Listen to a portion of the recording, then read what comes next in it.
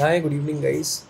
These 2 days have been very tragic for couple of people, and it was because Sushant Singh Rajput, a very well known actor, just passed away. And how I came to know about this situation was like I was sitting on a couch and I received a WhatsApp notification stating that could you please check whether this news is correct or not? And the news was that Sushant Singh Rajput is now no more.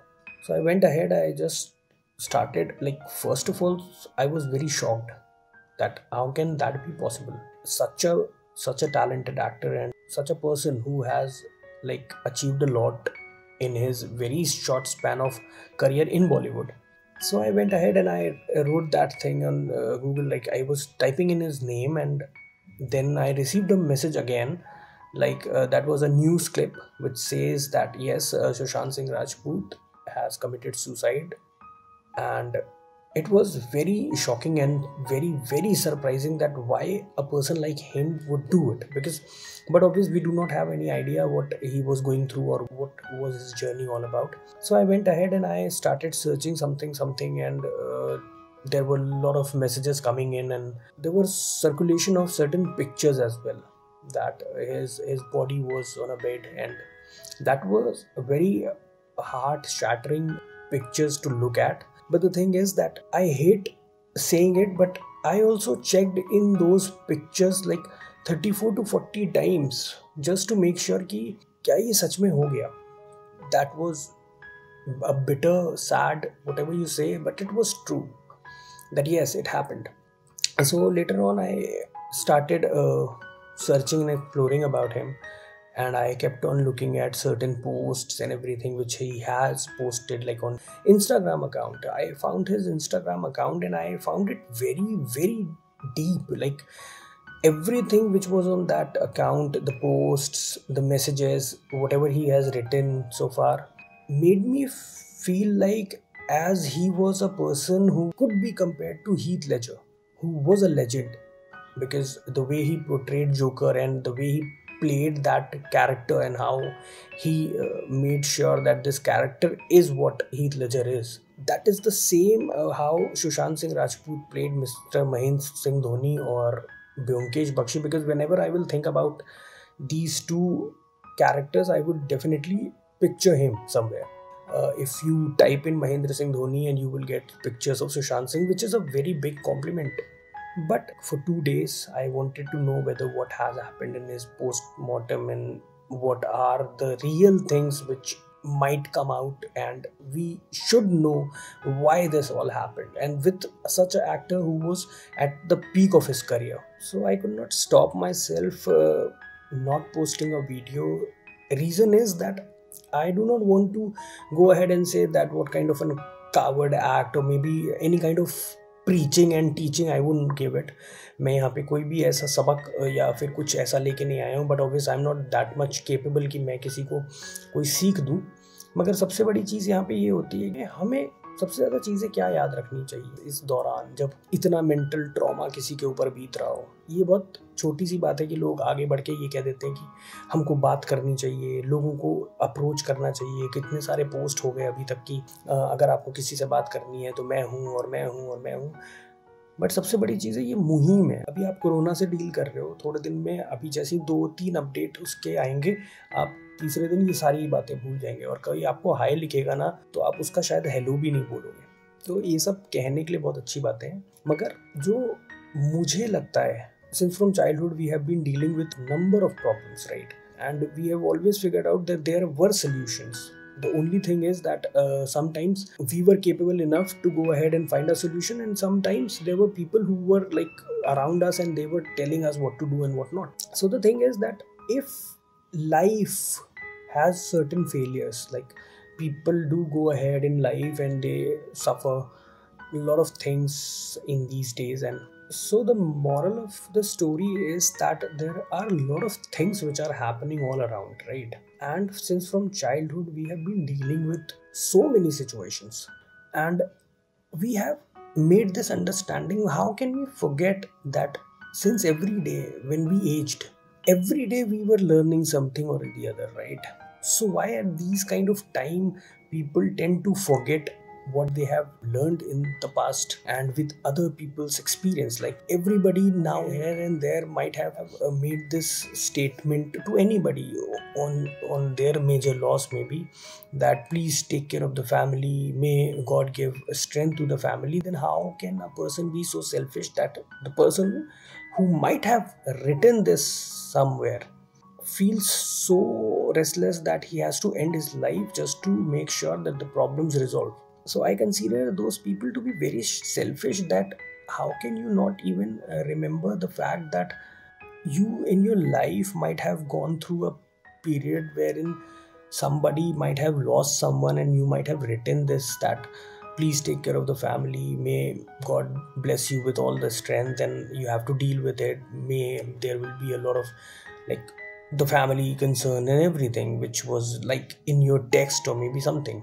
How can you forget at the time when you take such a decision, right? It is not easy a person to go ahead and talk about what he's suffering, because people have this kind of thing that they might be mocked, or they might be taunted, but it is not the real scenario, right?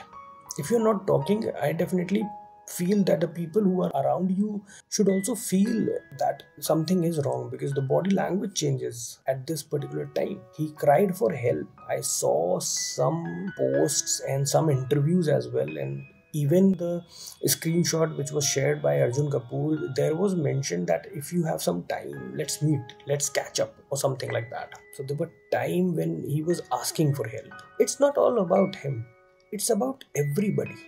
Why should we consider our failures to be so bigger than life that we end up our life? Why can't we take failure as a reset button? Why can't we just make sure that जैसे ही हमारी कोई दिक्कत हुई, हमने बस वो failure वाला attitude, क्योंकि हमने एग्ज़ाम दिए हैं, हमने कॉम्पिटिटिव एग्ज़ाम्स में हम सारे बैठे हैं कभी ना कभी, और दुनिया में सबसे बड़ी पढ़ाई में किसी भी समय ये ज़रूर समझाया गया होगा कि ज़रूरी नहीं कि आपको हर सवाल का जवाब पता हो, और कई बार आप पास तब होते हैं जब आप कुछ सवालों के जवाब नहीं देते हैं। मैं कैट एस्पिरेंट रहा हूँ, तो मेरे को मालूम है कि उसमें बताया जाता था कि I know you might not know everything, but yes, आपको ये पता होना चाहिए कि आपको क्या छोड़ना है। तो सेम हम लाइफ के साथ क्यों नहीं करते हैं? अगर हमारे को कोई प्रॉब्लम हो रही है और हम उसके साथ नहीं डील कर पा रहे हैं, तो अगर हमारे अंदर ये पावर नहीं है कि हम डिस्ट्रैक्ट कर सके अपने आप को, तो क्यों नहीं हम उस क्वेश्चन को छोड़ के चले जाते हैं? अगर हमारा फेलियर इतना एक ऐसे टूल की तरह यूज हो सकता है जहाँ पे हम कुछ करते हैं और अगर हमसे नहीं हो पाता है तो हम सीधे उसको छोड़ के आगे बढ़ जाएं, हम ऐसा क्यों नहीं सोचते? हम फेलियर को हमेशा इतना दिल पे क्यों ले लेते हैं? और यहाँ तो फेलियर वाली बात नहीं है, हालांकि मैं अब सुशांत सिंह राजपूत से रिलेटेड बात नहीं कर रहा हूँ, because he was bigger than life. What he did was like, maybe he was under certain trauma which he was unable to even talk about, because I don't know what kind of people were around him, but the kind of work he was doing, or maybe the people who all around that work, have always been like this. We have been following a lot of celebrities, so we know that अगर हम किसी चीज़ में fail हो रहे हैं, और fail होने से ये मतलब नहीं है कि आप लूज़ कर रहे हो कोई चीज़, मैं फेल को सिर्फ एक एक्सप्रेशन मान लेता हूँ हर उस चीज़ का जो आपसे नहीं हो पा रही है. तो हम उस चीज़ को ऐसा सोच के आगे बढ़ जाएं कि ये शायद हमसे होने नहीं वाला है, और हम कुछ और करते हैं ना. क्योंकि जब किसी ने ये कहा कि एज इज़ अ नंबर, तो पता नहीं लोगों ने क्या समझा या नहीं, मैंने तो उसको ये समझा कि वो अटेम्प्ट है. आप कितने अटेम्प्ट अपनी लाइफ में ले सकते हो, उसको एज कहते हैं. यानी कि आप 1 साल फेल होते हो, ठीक है, एक एग्ज़ाम है, आपने उस एग्ज़ाम को पास किया, फेल किया, 2 ही चीज़ें हैं जो आदमी करता है तो सेटिस्फाइड रहता है कि या तो यार मैंने पढ़ा नहीं, मैं फेल हो गया, और या तो मैं पढ़ा और पास हो गया. लेकिन जो डायलेमा वाले लोग होते हैं वो शायद फिगर आउट नहीं कर पाते कि उन्हें करना क्या चाहिए, क्योंकि कितने सारे लोग तो सिर्फ सुसाइड इसलिए कर लेते हैं क्योंकि वो शायद पास नहीं हो पाए. पर मैं सिर्फ पढ़ाई लिखाई से रिलेटेड बात नहीं कर रहा हूँ, मैं हर चीज़ से रिलेटेड बात कर रहा हूँ कि जहाँ पे आपसे नहीं हो पाया आप उसको छोड़ के आगे बढ़ जाओ ना यार. एक आदमी अगर 50 साल जीता है तो उसका मतलब है कि उसको 50 अटेम्प्ट मिले हैं लाइफ में. These are all attempts. नहीं हो पा रहा है ठीक है, हो पा रहा है ठीक है, मगर इतना बड़ा डिसीजन लेने से पहले तो बहुत सारी चीज़ें सोचनी चाहिए. और टफ है, कई लोगों के लिए बहुत ज़्यादा टफ हो जाता है कभी कभी, मगर ऐसा नहीं है कि इसका सोल्यूशन नहीं है. बस इतनी सी बात है कि शायद किसी को कोई ऐसा बंदा मिल जाता है जिससे वो बात करके निकल जाए इस पोजीशन से, या फिर आप अपने दिमाग का इस्तेमाल कर सकते हो. मुझे ऐसा लगता है दिमाग से बड़ा तो कुछ है ही नहीं. आज हमें कुछ भी चाहिए तो हम गूगल पे सर्च कर लेते हैं. आप ये कैसे भूल जाते हो कि हमारा दिमाग गूगल से भी बड़ा है, क्योंकि गूगल को दिमाग ने बनाया है ना। हर दिन दिमाग लगता है उसमें, हर दिन उसके सर्च इंजन ऑप्टिमाइजेशन में कोई ना कोई एल्गोरिथम किसी के दिमाग से ही निकल के आ रही है, किसी के कमांड से निकल के आ रही है, किसी के कोड से निकल के आ रही है, नो मैटर व्हाट्सोएवर। तो हम ऐसा क्यों नहीं सोच लेते कि हमारा दिमाग सब कुछ फिगर आउट कर लेगा, थोड़ा सा टाइम मिल लेना चाहिए। डिस्ट्रैक्शन के भी बहुत सारे नियम होते हैं, किसके ऊपर कौन सा लागू हो जाए किसी को नहीं पता, लेकिन डिस्ट्रैक्शन बहुत बड़ी चीज़ है। आप डिस्ट्रैक्शन को कैसे अवॉइड कर सकते हो अपनी रोज़मर्रा की ज़िंदगी में? डिस्ट्रैक्ट करो अपने आप। इस डिसीजन को लेने से पहले 50 बार ये सोचो कि नुकसान किसका हो गया। वो फादर, मुझे नहीं मालूम कि कितने कनेक्टेड अपने बेटे से थे, बट ऑब्वियस ये बेवकूफ़ी वाली बात होगी कि अगर मैं आज फिगर आउट ये करूँ कि नहीं उनके रिश्ते कैसे थे या क्या थे। मैं कोई मीडिया का बंदा नहीं हूँ जो किसी की मौत का सवाल पूछते हुए हंस रहा है। मैंने कई भी इंटरव्यू ऐसे देखे जिसमें इतना एक्साइटमेंट है, इतना प्रफुल्लता है कि they are asking questions and they're laughing, smiling, and they have no empathy to the person who's crying, who's telling something and who's crying. So we are in this world wherein nobody is responsible for somebody's good, right? Nobody is gonna talk to you, nobody is gonna give you a lot of time. आप एक छोटी सी heated debate में बैठते हो और उसमें अगर आपका बंदा आपकी बात नहीं सुन रहा होता है तो आपको लगता है कि we should not talk to him. This is what we have made ourselves, कि हमें बात नहीं करनी है उसके बाद। जो बंदा मरने की सोच रहा है ना, उसको कन्विंस करने के लिए ना खुद जीना और मरने का सवाल बनाना पड़ता है, तब जाके आप उसको कन्विंस कर पाते हो कि बेटर उसको वो करना चाहिए या नहीं करना चाहिए। और बस इतना मान के चलना चाहिए। मैं फिर से वहीं वापस आके बोलता हूँ कि आप फेल हो गए ठीक है, आप पास हो गए ठीक है, जो चल रहा है उसको चलने दो, जो जैसा है उसको होने दो। इतना मत सोचो यार, इतना सीरियस होने की जरूरत नहीं है। जिंदगी है तो मैक्सिमम कर सकती है, भीख मंगवा सकती है, मांग लेंगे यार भीख, मरने से तो बढ़िया है ना।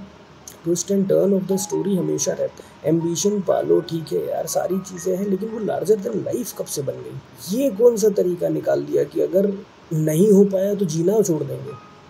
जीने का ही सिर्फ एक ख्वाब है ना, जिसकी वजह से लोग लॉकडाउन सब दुनिया जहान फॉलो कर रहे थे। उसका रीज़न क्या था? लोग जीना चाहते थे, मरना कोई नहीं चाहता था। जब इतना बड़ा सवाल है जिसके लिए हर आदमी अंदर था, तो फिर जिस सिनेरियो में किसी और चीज़ से लड़ना था, उससे दूसरी किसी चीज़ से कैसे कर सकते हो यार?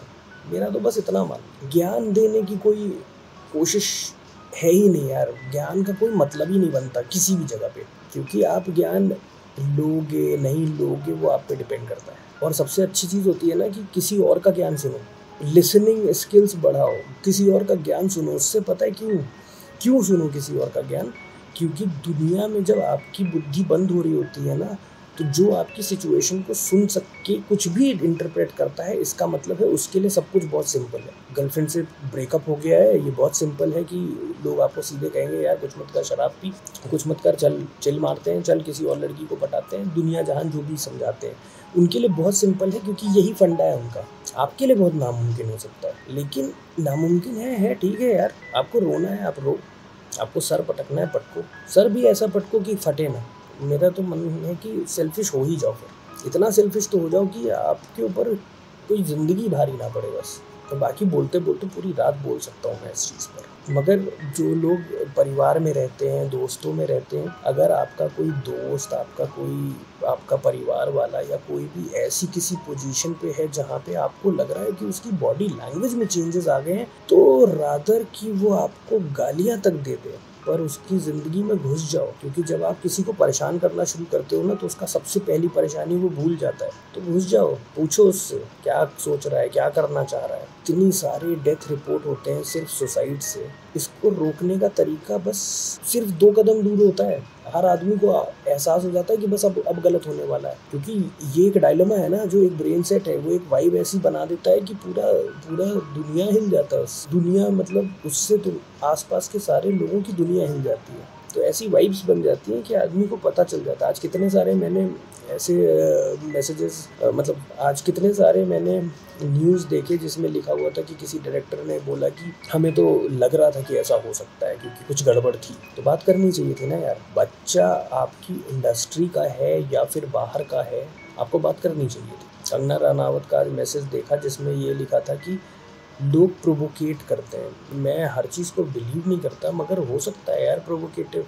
किसी को अगर आप सही रास्ता दिखाने के लिए, क्योंकि आपकी मॉडर्नाइजेशन और एडवांसमेंट इतनी ज़्यादा हो गई है कि हंसते हंसते आप किसी भी नेगेटिव बात को कह सकते हो। उसको स्टैंड अप कॉमेडी तक रहने दो ना, उसको रोस्टिंग तक रहने दो ना यार। निजी ज़िंदगी में तो ऐसा ना करो कि किसी की सिचुएशन का मजाक उड़ा के आगे बढ़ जाए। थोड़ी सी चीज़ों में सुधार लाना है, बाकी सब बढ़िया हो जाएगा। और वो बंदे का तो आज आप ही, मेरा हालात ये हैं कि हमारा यूट्यूब चलता कैसे है, हम कुछ सर्च करते हैं, उससे रिलेटेड सारी चीज़ दिखाता है। मेरा यूट्यूब सुशांत सिंह राजपूत की सारी वीडियो से भरा हुआ है। मुझे अगर मैं एक बार को अपनी बुद्धि को चुप करा दूं तो मुझे लग ही नहीं सकता कि वो बंदा नहीं है अब इस दुनिया में। मगर ये बहुत बड़ी रियलिटी है, और ये बहुत बड़ा रियलिटी चेक भी है कि जब सक्सेस किसी बंदे को इतना, मतलब बहुत ज़्यादा कमी क्या हो सकती थी, उनकी बहुत सारी फिल्में शायद रिलीज़ ना होती, या फिर हो सकता है उनको कोई सपोर्ट ना मिलता, हो सकता है उनको एक साल में एक मूवी भी ना मिलती, दूसरे साल में मतलब 2 साल में एक मूवी मिलती। कोई बात नहीं यार, हर दिन एक जैसा नहीं होता। मगर अब उनके लिए कुछ कहना तो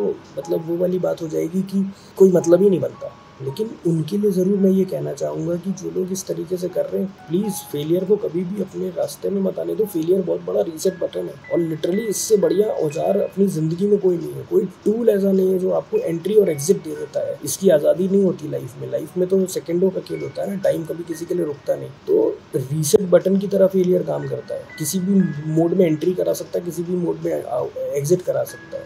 अपने आप को डिस्ट्रैक्ट करो। There are lot of possible ways to distract yourself. कर्मा को खराब मत करो, डिस्ट्रैक्ट कर लो अपने आप को। लिटरली हम सब किसी ना किसी ऐसी सिचुएशन से कभी ना कभी गुजरे हैं जब मन किया है कि ज़िंदगी में कुछ रखा ही नहीं है। लेकिन मत्था मारने का नाम है ज़िंदगी यार। रोज़ रोज़ बस गड्ढा खोदते रहना है आदमी को, कुछ करना नहीं है, गड्ढा खोदते रहो। मैं ठंडी जगह पे बैठ के आराम से ये बातें कर रहा हूँ, बहुत सुकून मिल रहा है मुझे। यही अभी मुझे गर्मी में बोलना होता तो शायद मेरी भी फटी पड़ी रहती, लेकिन ठीक है यार, अगर मैं सुकून में हूँ और कोई ऐसी बात किसी की निकल जाती कि 2 बार आदमी सोच ले, तो फिर यही बहुत बड़ी बात है ना यार। बस सोचो, जिंदा रहो यार, बहुत ज़रूरी है जिंदा रहना। लाइफ से बड़ा ट्रेजर दुनिया में कुछ नहीं है। और जाते जाते फिर से मैं एक बहुत ही काफ़ी टैलेंटेड बंदा, लिटरली, बिकॉज बहुत डीप डाउन बहुत सारे पोस्ट देखे, इतने डेप्थ वाले पोस्ट से कि मुझे ऐसा लगा कि ये एक फूहड़ इंसान का तो काम ही नहीं हो सकता कभी। इतना फूहड़ से मेरा मतलब एक नॉर्मल दिमाग ऐसी चीज़ें नहीं सोच सकता। वो एक अच्छी साइकोलॉजी थी, वो उनके पोस्ट से झलकती थी। तो जाते जाते बस इतना ही कहूँगा कि ठीक है, प्रॉब्लम है, बहुत सारी चीज़ों की प्रॉब्लम होगी। आपके इर्द गिर्द कोई नहीं है तो आप नया ढूंढ लो यार। हाँ, बस रिलेशनशिप्स आपको दोबारा जल्दी मौका नहीं देती, लेकिन रिलेशनशिप में अगर किसी का दिल टूटा है और उसको किसी का ब्रेकअप हुआ है और उसको ऐसा लगता है कि अब वो जी नहीं सकता, तो ये सोचो, ये तुम जिसके लिए ऐसा सोचते हो, कोई एक तो तुम्हारे लिए ऐसा सोच ही रहा होगा, चाहे तुम्हारी माँ, तुम्हारे पिताजी, या कोई भी। किसी के दोस्त भी अच्छा सोचते हैं यार। तो तुम जिसके लिए जान दे रहे हो ना, उसके लिए जान मत दो। जो तुम्हारे लिए जान देता है उसके लिए अपनी जान की हिफाजत करो। बस इतनी सी सीख है। बाय, गुड नाइट यार।